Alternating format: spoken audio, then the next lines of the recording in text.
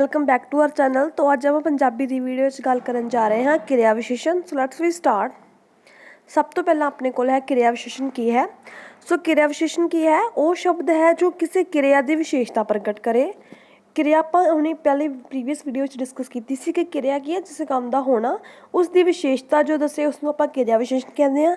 जां फिर आप ये भी कह सकते हाँ कि वाक की क्रिया नाल ਕੰਮ ਦੇ ਹੋਣ ਦਾ ਸਮਾਂ ਸਥਾਨ ਜਾਂ ਕਾਰਨ ਦੱਸੇ ਉਸ ਨੂੰ ਆਪਾਂ ਕੀ ਕਹਿ ਦਿੰਦੇ ਆ ਕਿਰਿਆ ਵਿਸ਼ੇਸ਼ਣ।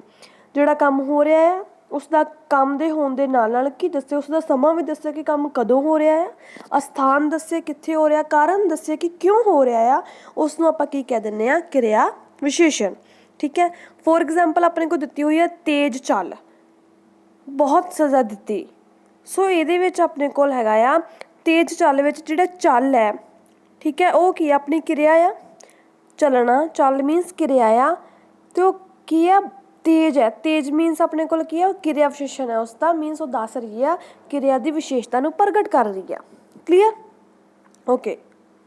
उस तो बाद आप गल करन जा रहे हाँ क्रिया विशेषण 8 प्रकार के होंदे हन। कालवाचक, स्थानवाचक, प्रकारवाचक, परिमाणवाचक, संख्यावाचक, निम्नावाचक, कारणवाचक ते ताकीतीवाचक। So one by one we will discuss. सब तो पहला अपने को आंदा हैगा आ कालवाचक क्रिया विशेषण।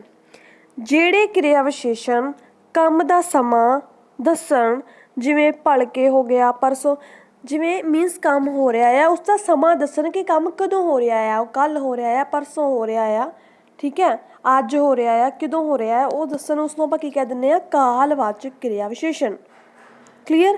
उदाहरण के तौर पर आपने दिता है अज पढ़ना है, इट मीनस अज मीनस उसका समा दस रहा है कि उसने किदों पढ़ना है। पढ़ना मीनस क्रिया करनी है, किदों क्रिया करनी है। सो इसमें आप की कहांगे कालवाचक क्रिया विशेषण।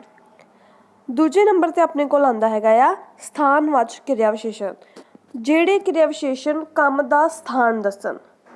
कालवाचक की सी कि जेड़े उसका टाइम दसन, समा दसन। स्थानवाचक इट मीनस नाम तो ही पता चल रहा कि क्रिया का स्थान दसन। ठीक है, जिमें इत्थे, उत्थे, नेड़े, दूर, सजे सभी स्थान है, तो उसमें आप की कहांगे स्थानवाचक क्रिया विशेषण। उदाहरण के तौर पर आप देख लें हाँ अज घर ही पढ़ना है। सो पढ़ना तो क्रिया है एक, अज अज की एक समा है, घर की है एक स्थान है, तो एक ही है स्थानवाचक क्रिया विशेषण। तीजे नंबर पर आप गल करन जा रहे हैं प्रकारवाचक क्रिया विशेषण। ਜਿਹੜੇ क्रिया विशेषण काम का तरीका दसन। पहले विच आप गल की समा दसन, दूसरे विच आप गल की कि स्थान दसन, तीसरे विच उसका तरीका दसन कि काम किवें हो रहा हैगा, उसनूं आपां की कह दिंदे आ प्रकारवाचक क्रिया विशेषण। जिवें हौली हौली, काहली काहली, ठीक है, धीरे धीरे। उदाहरण के तौर पर अपने को लिखा होया आ धीरे धीरे तुरांगे तां स्कूल पहुँचण विच देर हो जाएगी। सो ये धीरे धीरे जोड़ा हैगा आ वो की अपना प्रकारवाचक है। क्लीयर। प्रकारवाचक क्रिया विशेषण। चौथे नंबर पर आप गल करन जा रहे हाँ परिमाणवाचक क्रिया विशेषण की हैगा आ ਜਿਹੜੇ क्रिया विशेषण काम की मिकदार, गुण, अंदाजा जां मिनती दसन। जो काम हो रहा है उसका गुण, अंदाजा जां उसकी मिनती बारे दसे कि वो थोड़ा आ, बहुता आ, बहुत ज़्यादा आ, किन्ना क है, उस बारे दसन उसनूं आपां की कह दिंदे हाँ परिमाणवाचक क्रिया विशेषण। जिवें उदाहरण के तौर पर अपने कोल है मूर्ख लोग बहुत बोलते हैं अते सियाणे घट। इट मीनस बहुत की है उसका मिनती दस रहा है, तो उसनूं आपां की कहांगे परिमाणवाचक क्रिया विशेषण। पंजवें नंबर पर अपने कोल आंदा है संख्यावाचक क्रिया विशेषण। ਜਿਹੜੇ क्रिया विशेषण काम दे होण दियां वारियां दसन उसनूं आपां की कह दिंदे आ संख्यावाचक। कि वो काम कितनी वारी होया है उसनूं आपां की कह दिंदे आ, जिवें कोई काम हो रहा है वो काम कितनी वारी होया उसकी संख्या दसे, उसकी गिनती दसे कि कितनी वारी वो काम होया, उसनूं आपां की कह दिंदे आ संख्यावाचक क्रिया विशेषण। जिवें कई बार, दूजे तीजे, घड़ी मुड़ी, ये उसदियां एग्जाम्पल हैं। उदाहरण के तौर पर आप देखते हाँ तू घड़ी मुड़ी पिछे नूं देखदा है, घड़ी मुड़ी की है उसका संख्या दस रहा है, तो इसनूं आपां की कहांगे संख्यावाचक क्रिया विशेषण। छेवें नंबर पर अपने को आंदा है निर्णयवाचक क्रिया विशेषण। ਜਿਹੜੇ क्रिया विशेषण काम दे होण जां ना होण दा निर्णय दसन। हाँ ठीक नहीं जी हाँ, ਜਾਂ ਤੇ ਹਾਂ ਦੱਸ ਦੇਣ ਜਾਂ ਠੀਕ ਜਾਂ ਨਹੀਂ। ਠੀਕ ਆ, ਉਹਦੇ ਹੋਣ ਜਾਂ ਨਾ ਹੋਣ ਦਾ ਨਿਰਣੇ ਦੱਸਣ, ਉਸ ਨੂੰ ਆਪਾਂ ਕੀ ਕਹਿ ਦਿੰਦੇ ਹਾਂ, ਨਿਰਣਾਵਾਚਕ ਕਿਰਿਆ ਵਿਸ਼ੇਸ਼ਣ। ਉਦਾਹਰਨ ਦੇ ਤੌਰ 'ਤੇ ਆਪਣੇ ਕੋਲ ਹੈ ਹਾਂ ਜੀ ਮੈਂ ਤੁਹਾਡੀ ਕਾਰ ਸਿੱਖਣ ਵਿੱਚ ਸਹਾਇਤਾ ਕਰਾਂਗਾ। ਤੋ ਹਾਂ ਜੀ ਕੀ ਹੈ, ਇੱਕ ਇਸਦਾ ਨਿਰਣਾਵਾਚਕ ਕਿਰਿਆ ਵਿਸ਼ੇਸ਼ਣ ਹੈ। ਉਸ ਤੋਂ ਬਾਅਦ 7ਵੇਂ ਨੰਬਰ 'ਤੇ ਆਪਾਂ ਗੱਲ ਕਰਨ ਜਾ ਰਹੇ ਹਾਂ ਕਾਰਨਵਾਚਕ ਕਿਰਿਆ ਵਿਸ਼ੇਸ਼ਣ।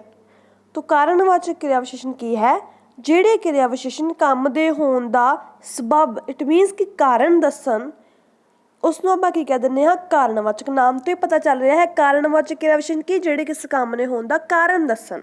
ਫੋਰ ਐਗਜ਼ਾਮਪਲ ਕਿਉਂਕਿ, ਇਸ ਲਈ, ਤਾਂ ਜੋ, ਉਸ ਨੂੰ ਆਪਾਂ ਕੀ ਕਹਿ ਦਿੰਦੇ ਹਾਂ, ਕਾਰਨਵਾਚਕ। ਉਦਾਹਰਨ ਦੇ ਤੌਰ 'ਤੇ ਆਪਾਂ ਦੇਖ ਲੈਂਦੇ ਹਾਂ ਮੈਂ ਇਸ ਲਈ ਜਲਦੀ ਆ ਗਿਆ ਤਾਂ ਜੋ ਉਸ ਨੂੰ ਦੱਸ ਸਕਾਂ ਕਿ ਮੈਂ ਮੈਨੇਜਮੈਂਟ ਦੀ ਮੀਟਿੰਗ 'ਤੇ ਜਾਣਾ ਹੈ।